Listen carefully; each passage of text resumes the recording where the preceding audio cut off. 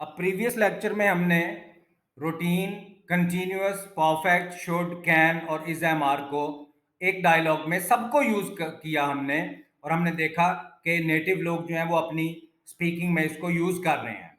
अब हम एक दफा फिर इसकी लास्ट एक रिवीजन कर रहे हैं। आज हम रूटीन और कंटिन्यूअस की रिवीजन करेंगे, फिर परफेक्ट और शुड की, फिर कैन और इज एम आर की, ताकि ये बार बार आपके सामने से गुजरे। ये क्यों हम बार बार इतना स्लोली आपको करवा रहे हैं?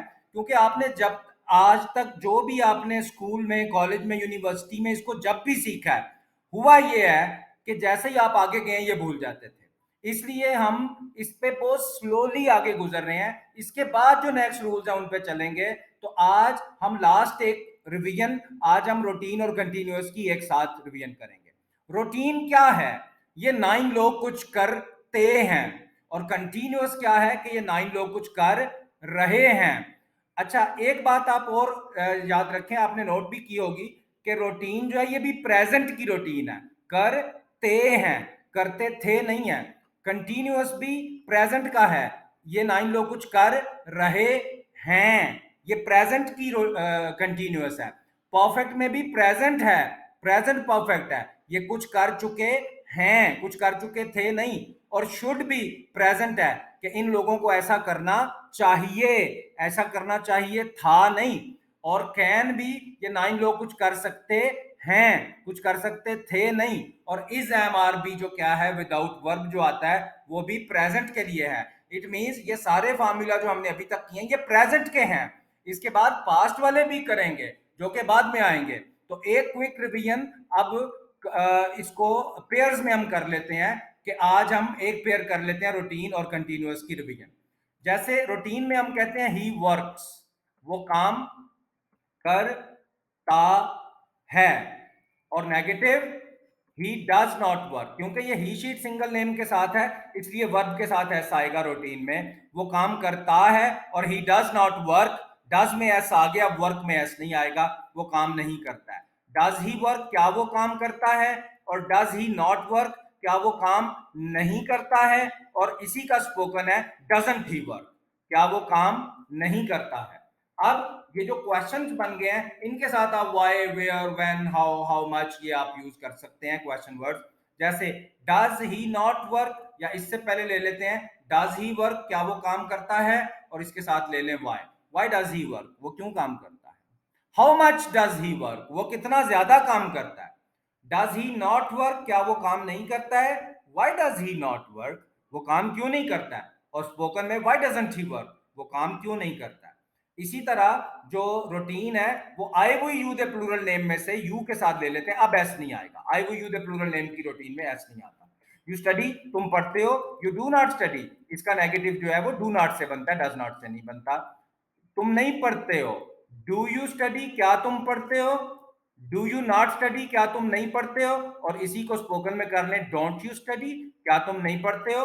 अब ये जो क्वेश्चंस हैं इनके साथ आप जो भी सूट करता हो वो क्वेश्चन वर्ड ले लें। Do you study, why do you study, where do you study, how much do you study, तुम कितना पढ़ते हो?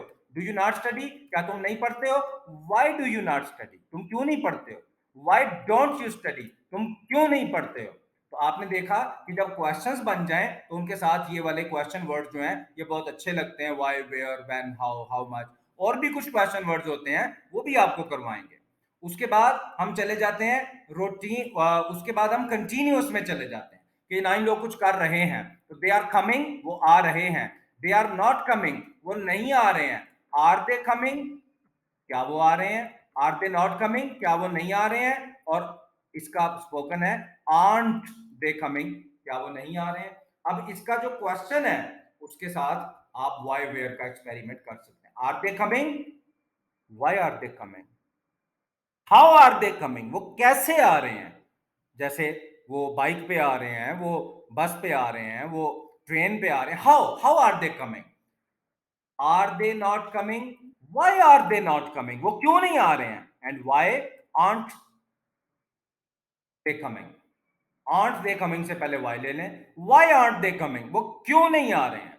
तो आपने देखा कि हमने जो रूटीन है और कंटिन्यूअस है उसको एक दफा फिर हमने रिवाइज किया। देखें रिवीजन जरा क्विक होती है क्योंकि आप ऑलरेडी समझ चुके होते हैं, तो revision does not take much time.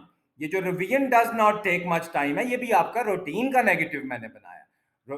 Revision does not take much time, revision ज्यादा टाइम नहीं लेती है। इसी तरह अब हम नेक्स्ट परफेक्ट और शुड का या दो तीन का इकट्ठा हम रिवीजन करेंगे। बार बार इसको हम इससे जल्दी से हम आगे नहीं जा रहे हैं, ताकि वो काम जो स्कूल में कॉलेज में आप नहीं कर सके कि बार बार रिवीजन आपको चाहिए थी, टीचर्स एक लेक्चर देते थे फिर नेक्स्ट पे और वो स्टार्ट वाला भूल जाता था। इसलिए हम स्टार्ट वाले को जरा आराम से छोड़ना चाह रहे हैं, इतनी जल्दी इसको नहीं छोड़ना चाह रहे। तो नेक्स्ट हम लेक्चर में करेंगे नेक्स्ट वाली जो फार्मूलाज हैं आगे, जो परफेक्ट है, शुड है, कैन है, इज एम आर है, वो भी करेंगे। तो नेक्स्ट जो प्रोनाउंसिएशन है, इसमें एक वर्ड बचपन से ही बहुत गलत हो गया हुआ है, आहिस्ता आहिस्ता ठीक हो जाएगा। आप इन लेक्चर्स को सुनते रहें। आप पूरे लेक्चर में सबसे इंपॉर्टेंट कुछ लोगों को लगता है ये जो लास्ट टू हम सिखाते हैं, प्रोनाउंसिएशन और वोकैबुलरी, तो जिसको जो इंपॉर्टेंट लगता है उसको बार बार सुने। इन लेक्चर्स को आप बार बार सुन सकते हैं, अपने पास डाउनलोड भी कर सकते हैं। डाउनलोड का ना पता चले तो मैसेज करके पूछ सकते हैं, कुछ लोगों ने पूछा भी है। ये वर्ड एडजेक्टिव नहीं होता, ये होता है एडजेक्टिव। Adjective, adjective, adjective. आज से स्टार्ट कर लें, ठीक हो जाएगा। It will take some time, कुछ टाइम लेगा। एडजेक्टिव, एडजेक्टिव नहीं, ये जो डी है इसको नहीं बोलना, ए के बाद जे बोलना है। Adjective, adjective. एडजेक्टिव होता है किसी की तारीफ, जैसे गुड, टॉल, ब्यूटीफुल, ठीक है। ये जो तारीफी लफ्ज होते हैं इनको कहते हैं एडजेक्टिव। इसको सुन भी लें, adjective, adjective, adjective, adjective, adjective, उसके बाद वोकैबुलरी में एक एक्सप्रेशन है off the cuff. Off the cuff होता है विदाउट एनी प्रेपरेशन, बगैर किसी तैयारी के। आप जब इंटरव्यू में जाते हैं तो बड़ी प्रेपरेशन करते हैं, बड़ी प्रेपरेशन करते हैं और फिर जाके आंसर करते हैं।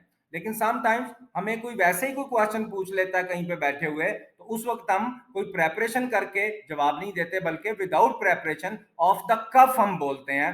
और अक्सर हमारी जो कॉन्वर्सेशंस होती हैं, किसी का फोन आ गया, आपको तो नहीं पता उसके साथ क्या बात करनी है, तो उस वक्त आप क्या बात कर रहे हो, कैसे बात कर रहे होते हैं, ऑफ द कफ बोल रहे होते हैं, विदाउट एनी प्रेपरेशन। उसी वक्त सोचते हैं, उसी वक्त बोल देते हैं। तो ऑफ द कफ होता है बगैर किसी प्रेपरेशन के। जैसे आप कहते हैं कि एग्जाम में क्वेश्चन आ गया, वो प्रिपेयर्ड तो नहीं था, लेकिन मैंने ऑफ द कफ उसको लिख दिया, यानी कि बगैर किसी प्रेपरेशन के मैंने उसको बना दिया आंसर को और उसको लिख लिया।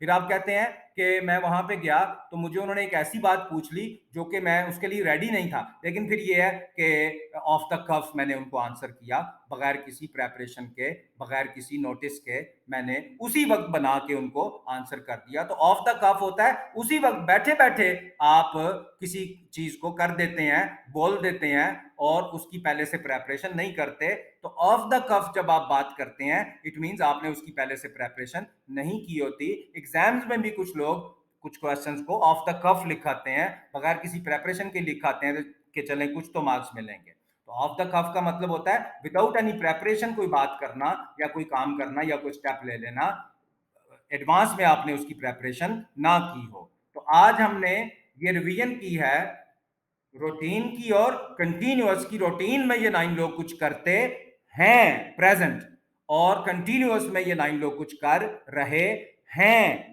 तो रूटीन भी प्रेजेंट की है और कंटिन्यूअस भी जो है वो प्रेजेंट के जमाने का है, अभी पास्ट में हम नहीं गए।